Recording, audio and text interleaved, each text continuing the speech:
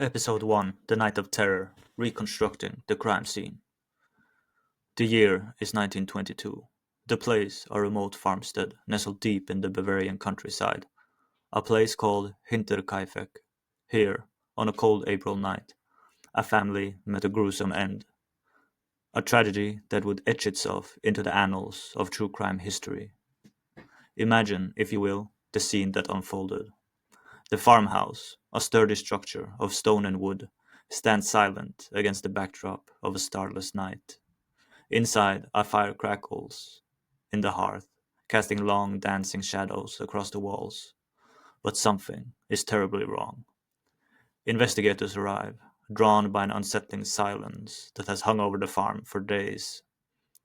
They step through the doorway, their lanterns illuminating a scene of unspeakable horror.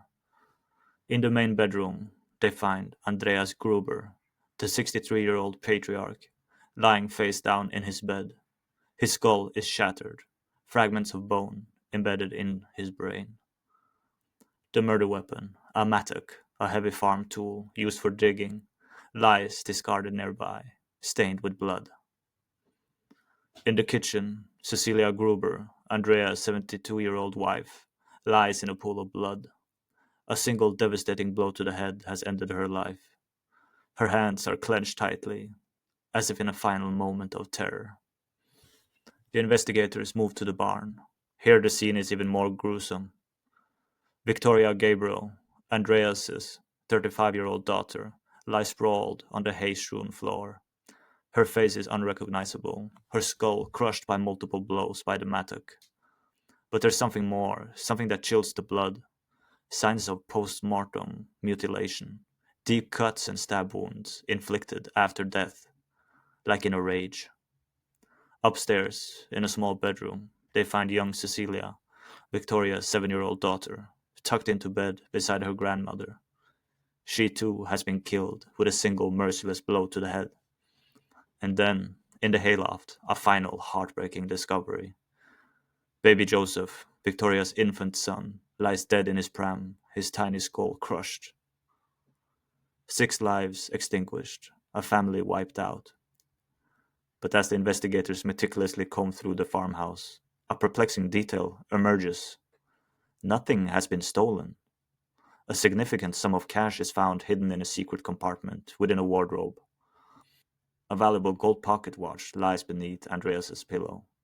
Victoria's jewelry box, filled with family heirlooms, sits untouched.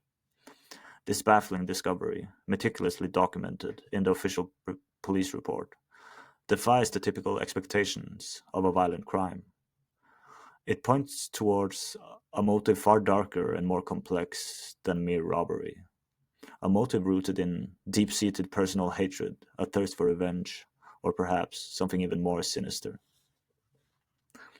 This is just the beginning of our journey into the heart of the Hinterkaifeck mystery. Join us for this next part where we delve into the strange events that foreshadow this tragedy.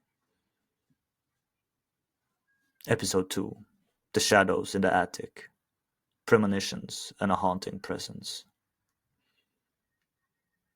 Welcome back to Hinterkaifeck Echoes of Murder. Last episode, we reconstructed the horrifying crime scene, the brutal slaying of 6 innocent lives. But the Hinterkaifeck tragedy wasn't just a night of terror. It was preceded by weeks, even months of unsettling events that cast a shadow over the farmstead. Today, we explore the chilling premonitions and the whispers of a haunting that plagued Hinterkaifeck, and the growing evidence that suggests the killer may have been hiding in their midst all along. Let's start with the maid. 6 months before the murders, the Gruber's family's maid abruptly quit. She fled the farm, terrified, claiming that Hinterkaifeck was haunted. Now imagine this. You're living in a remote farmhouse in rural Bavaria in the early 20th century. Belief in the supernatural is deeply ingrained in the culture. Stories of ghosts, witches, and malevolent spirits are passed down through generation. So, when the maid spoke of strange noises in the attic, footsteps, scratching sounds, objects moving inexplicably, her fears weren't easily dismissed. But her testimony goes deeper than just noises. She described a feeling of dread, a sense of being watched, and an oppressive presence that seemed to emanate from the attic of the farmstead. This wasn't just a case of an old house settling. This was something more sinister, something that convinced her to leave a well-paying job and the relative safety of the farm. And the maid wasn't alone in her unease. Andreas Gruber, the patriarch, confided in neighbors about a series of unsettling events. He found unexplained footprints in the snow leading to the house, but none leading away.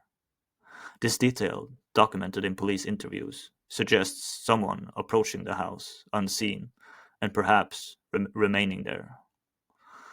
He also found tools out of place, as if someone had been using them, and even reported a set of house keys going missing, only to reappear days later in an unexpected location. These incidents suggest a tangible presence, someone moving about the property unseen, someone with intimate knowledge of the farm's layout. Now, let's consider the possibility that the killer may have been living in the attic of the farmhouse before the murders. Think about that for a moment. An unknown intruder secretly inhabiting their home, watching their every move, perhaps for days, weeks, or even longer. The chilling possibility is supported by a growing body of evidence. The maid's detailed testimony specifically identified the attic as the source of the haunting, suggesting the presence of someone hiding there. Andreas's consistent reports of footprints, misplaced tools, missing keys, and a sense of being watched all point to an intruder with knowledge of the farm. And on the night of the murders, there were no signs of forced entry, suggesting the killer had access to the house, possibly from within. In the days leading up to the murders, the family seemed increasingly on edge, as if they sensed a lurking danger. Neighbors reported seeing the curtains drawn more often than usual, and the family seemed hesitant to venture outside, particularly after dark. This suggests they might have been aware of an intruder's presence, even if they couldn't quite pinpoint it.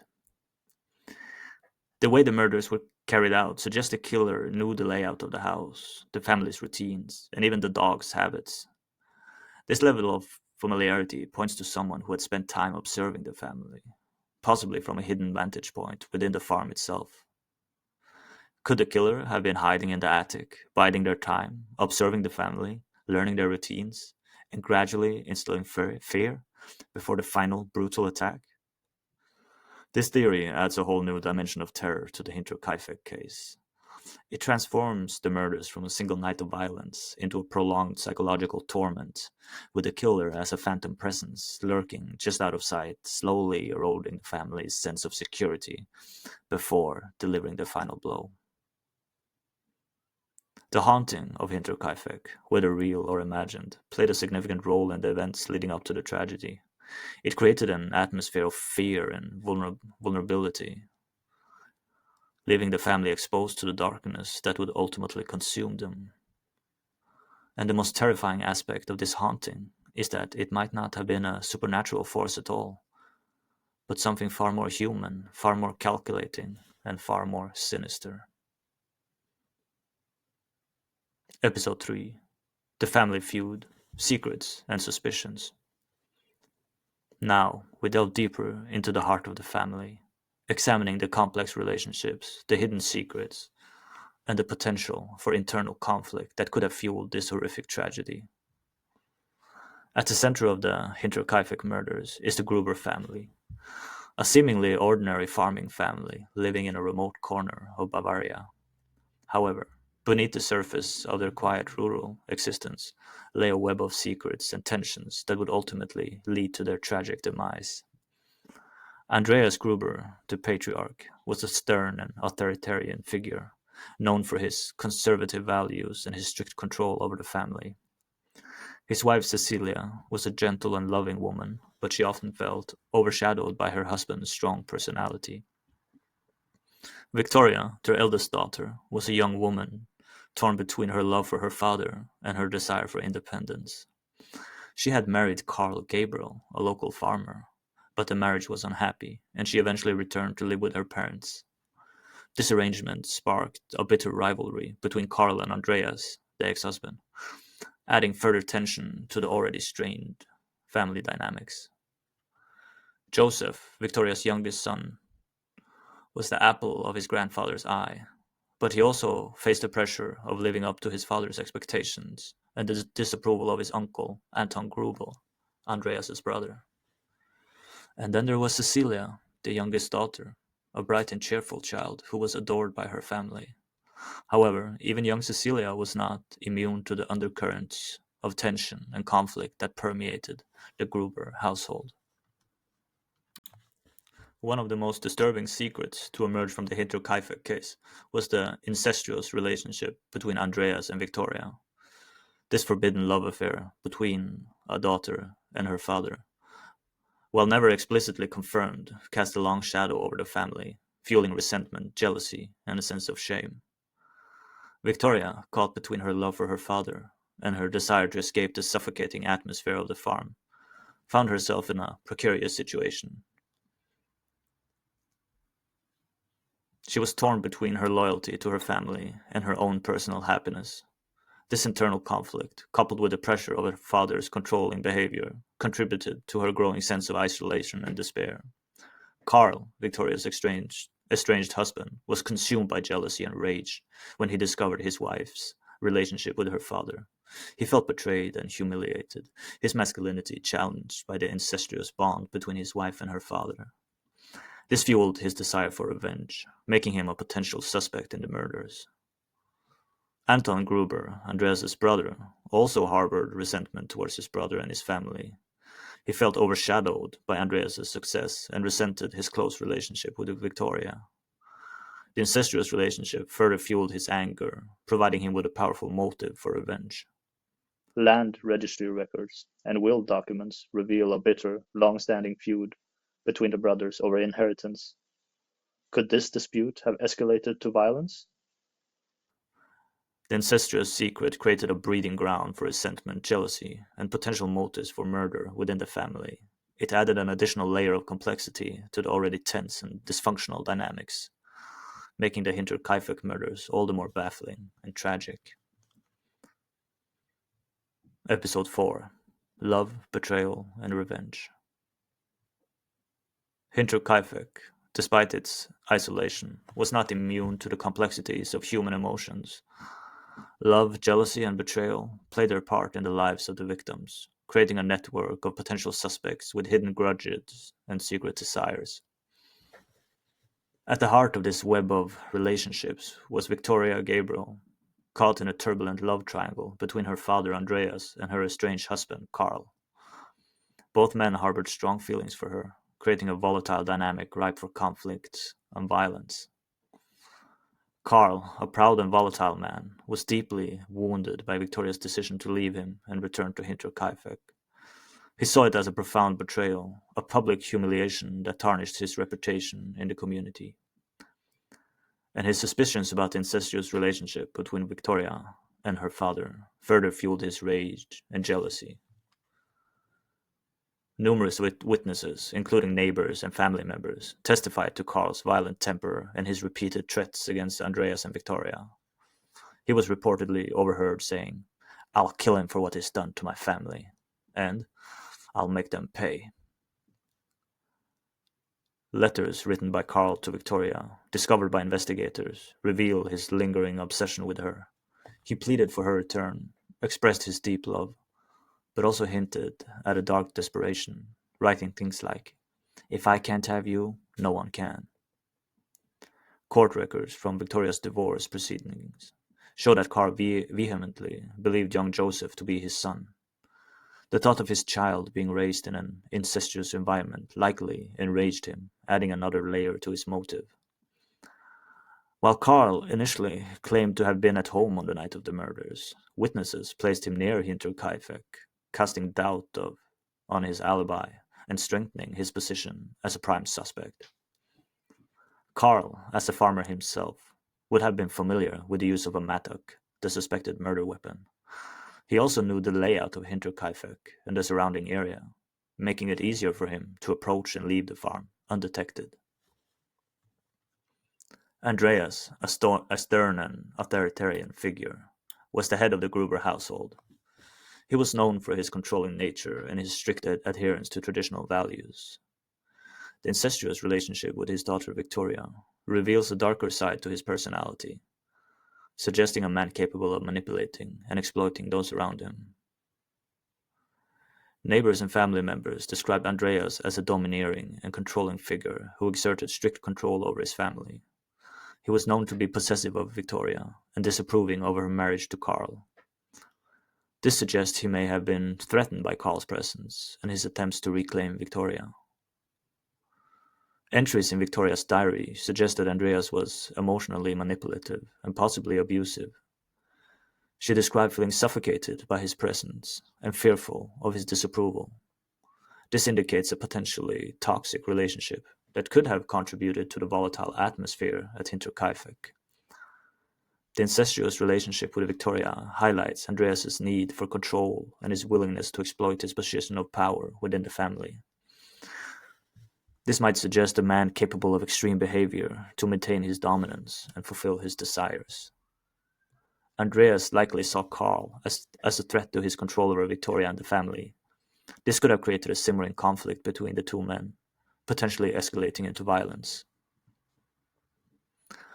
While the love triangle between Viktoria, Karl, and Andreas provides a compelling motive for the murders, other individuals in the Gruber family's wider circle also harbored resentment and hidden desires.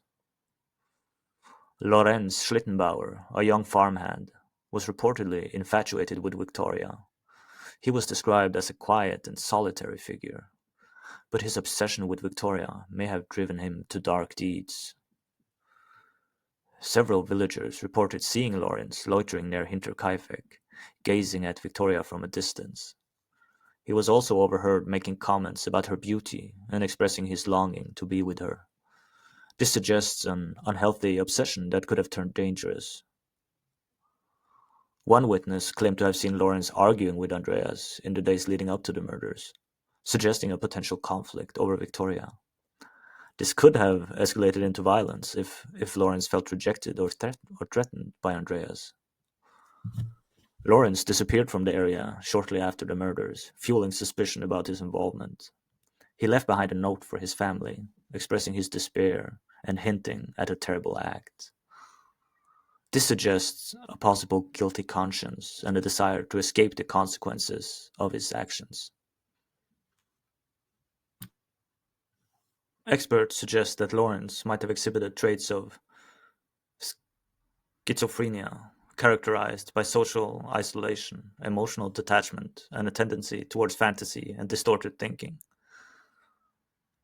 This could have contributed to his obsession with Viktoria and his inability to cope with rejection, potentially leading to violent behavior.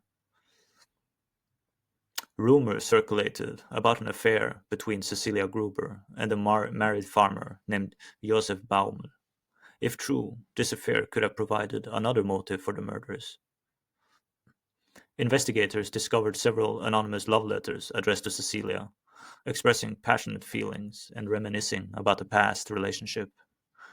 The handwriting in these letters was later analyzed and compared to Josef Baumel's handwriting, revealing striking similarities.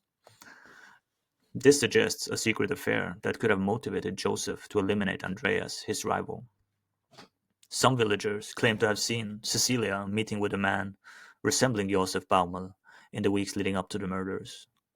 They were reportedly seen together in a secluded wooded area near the farm, suggesting a clandestine affair.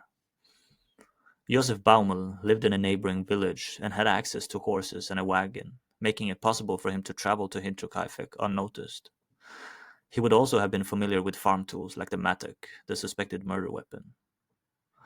The intricate web of relationships at Hinterkaifeck reveals a complex tapestry of love, betrayal, and hidden resentments.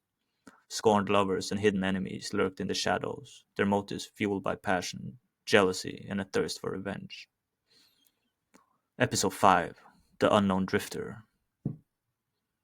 In the days leading up to the Hinterkaifeck murders, several witnesses reported encountering an unfamiliar man in the vicinity of the farm. This mysterious figure, often described as a drifter or a vagabond, has become a central figure in the Hinterkaifeck lore, fueling endless speculation about his possible role in the crime. Let's delve even deeper into the enigma of the unknown drifter. looking at witness accounts and exploring possible motives and analyzing the evidence or lack thereof. The drifter's presence in the days leading up to the murders is well documented, with multiple witnesses providing detailed accounts of his appearance, behavior, and movements. These accounts, though potentially colored by the passage of time and the inherent fallibility of human memory, offer tantalizing clues about this enigmatic figure. Witnesses consistently described the drifter as a man in his late 30s or early 40s, with a sturdy build, a dark beard, and piercing blue eyes that seemed to unsettle those he encountered. He was often seen wearing a dark coat and a hat pulled low over his face, adding to his air of mystery. Some witnesses noted distinctive features such as a scar on his cheek or a nervous twitch in his eye, further solidifying his image in their minds. The drifter's movements in the days and weeks leading up to the murders suggest a growing interest in the Hinterkaifeck farm. He was initially sighted in the surrounding woods and the village of Gröbern, but his appearances became more frequent and his proximity to the farm increased as the fateful day approached.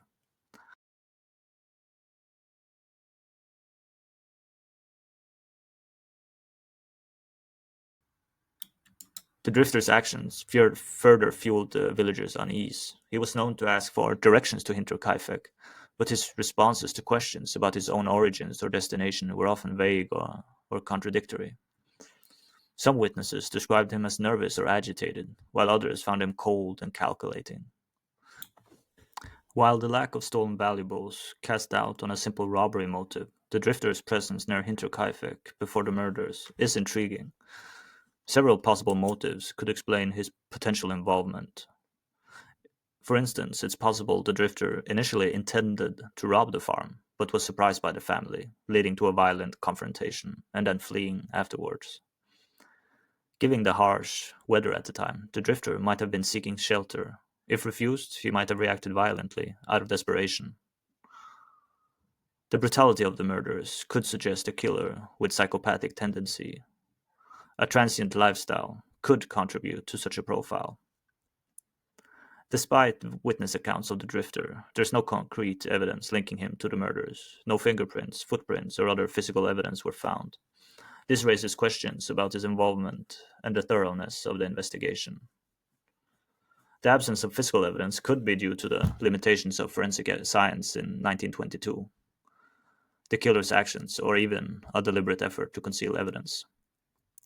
Witness descriptions of the drifter might be affected by the passage of time and human memory, and some researchers believe the drifter might be a distraction from the real killer. But let's have a look at the drifter in context of the time period. The early 1920s in Germany was a period of hardship, which could have contributed to an increase in vagrancy and crime. This makes the drifter's presence less unusual. The drifter might have been a product of these challenging circumstances, potentially driven to violence by desperation. Episode 6: Occult Connections. The Hinterkaifeck murders, with their brutality and the farm's eerie atmosphere, have led to speculation about occult involvement. The victims suffered excessive violence, with some injuries potentially holding a symbolic meaning. Viktoria's body showed deep cuts, and Andreas's face was disfigured. The killings occurred near Easter, a time of spiritual significance. The haunting of Hinterkaifeck might also be seen as evidence. Many visitors to Hinterkaifeck have reported feeling an oppressive presence in the farmstead. There were reports of footsteps in the attic, missing keys, and an unfamiliar newspaper found at the farm. It is possible the Hinterkaifeck murders resulted from a combination of human darkness and the farm's unsettling atmosphere. But this cannot be backed up by evidence. Welcome back to Hinterkaifeck, Echoes of Murder. We've meticulously examined the crime scene, analyzed the brutal injuries inflicted on the victims, and explored the possible motives behind this heinous act. Now, we turn our attention to a silent victim, often overlooked in the annals of this tragedy: the family dog, Åse. The Gruber family had a loyal companion, a large sheepdog named Åse. This gentle giant was an integral part of their lives, a protector and a friend. Yet, on that fateful day, Åsa was found dead in the barn, its lifeless body a silent testament to the horror that unfolded. The dog's death raises a multitude of questions. Was Åsa a witness to the crime? Did the killer silence the dog to prevent it from barking and alerting neighbors? Did the dog recognize the killer? Could Åsa's familiarity with the perpetrator have sealed its fate? Does the dog's death provide clues about the killer's motives and methods? Was it a deliberate act of cruelty, or simply an unfortunate casualty? Let's explore how the dog's fate might shed light on the possible motives and methods of the killer, delving deeper into each theory.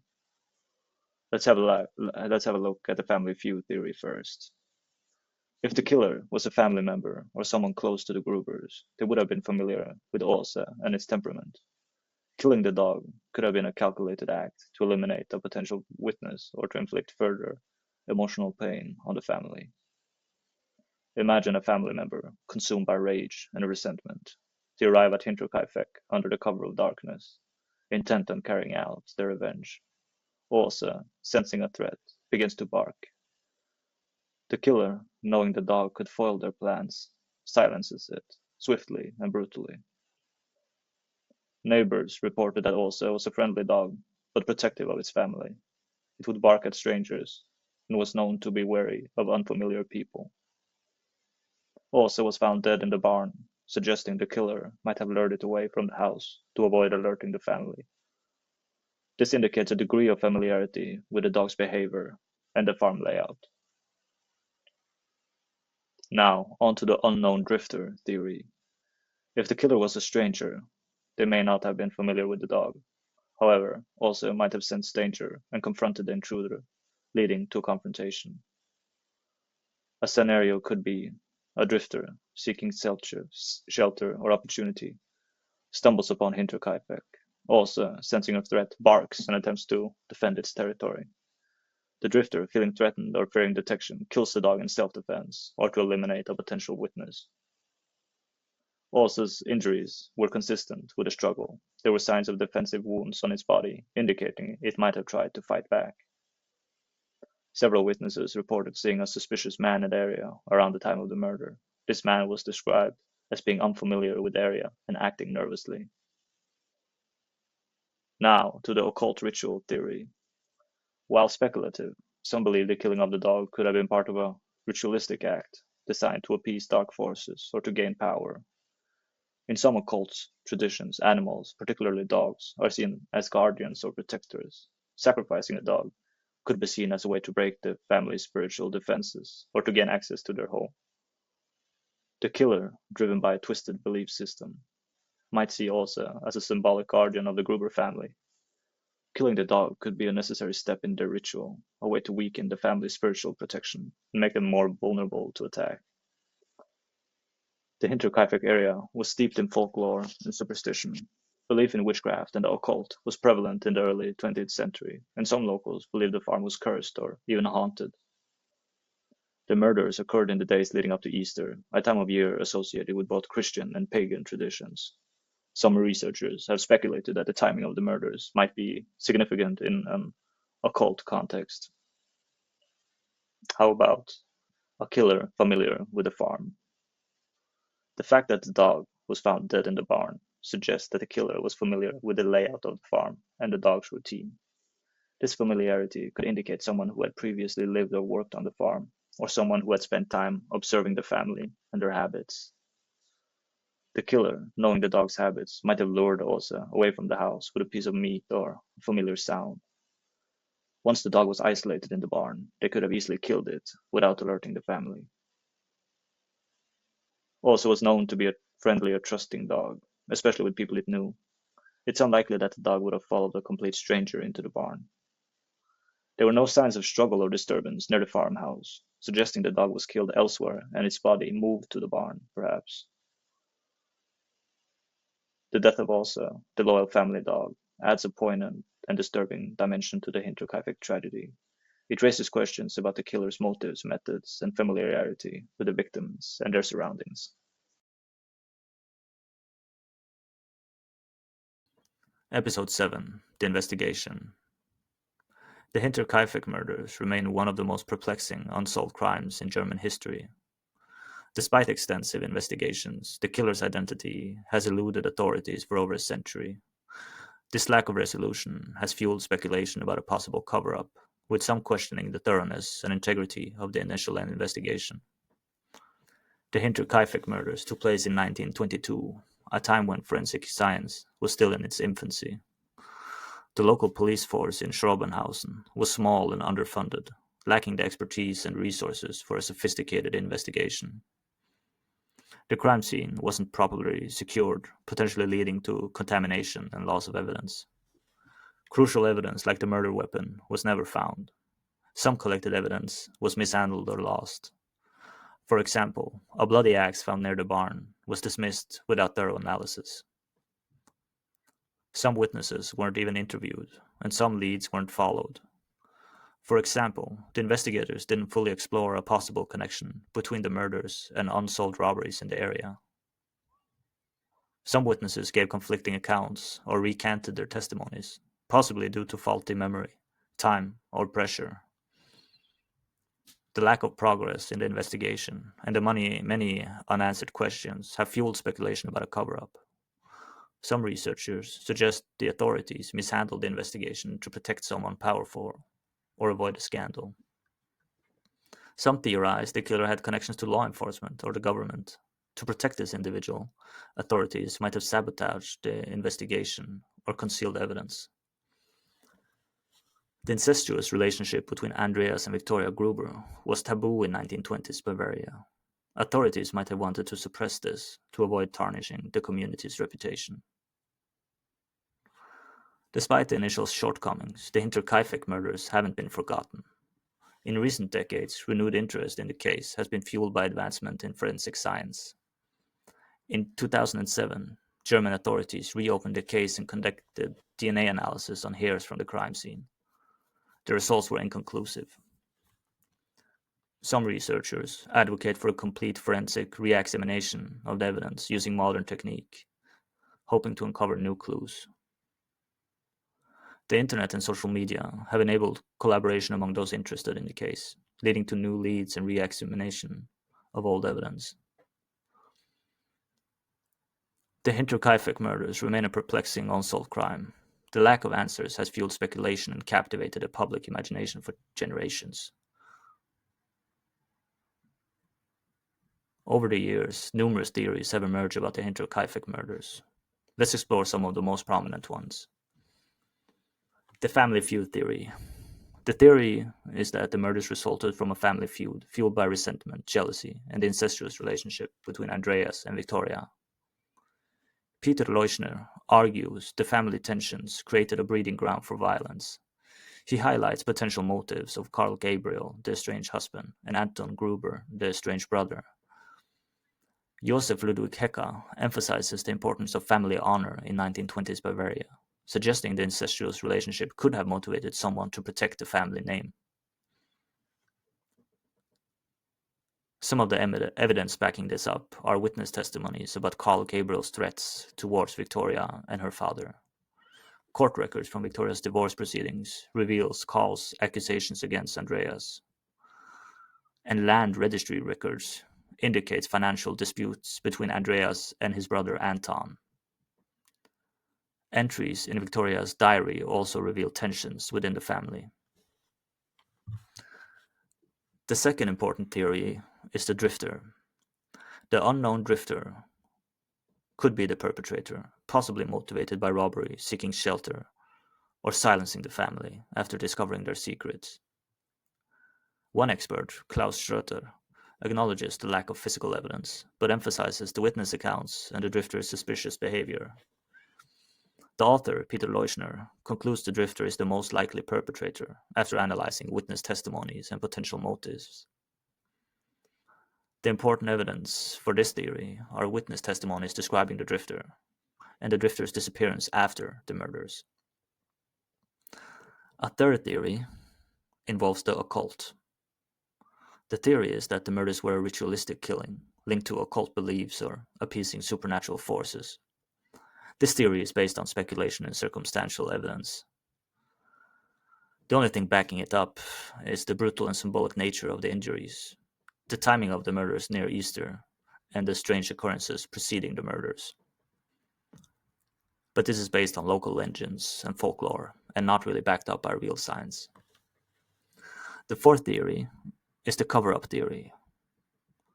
This means that authorities mishandled the investigation to protect someone or avoid a scandal. One of the experts, Josef Ludwig Hecka, criticizes the initial investigation and suggests authorities prioritized maintaining order over finding the truth. Peter Leuschner points to inconsistencies in the investigation, suggesting evidence might have been overlooked or tampered with. The evidence backing this up is the mishandling of evidence, the lack of thorough investigation, rumors of a powerful suspect, and conflicting witness statements. Each theory has its supporters and detractors, and the evidence is open to interpretation. The lack of definite answers keeps the Hinterkaifeck tragedy a captivating mystery. I've focused on presenting the information available accurately and citing sources wherever I can. It's up to you to decide what you believe.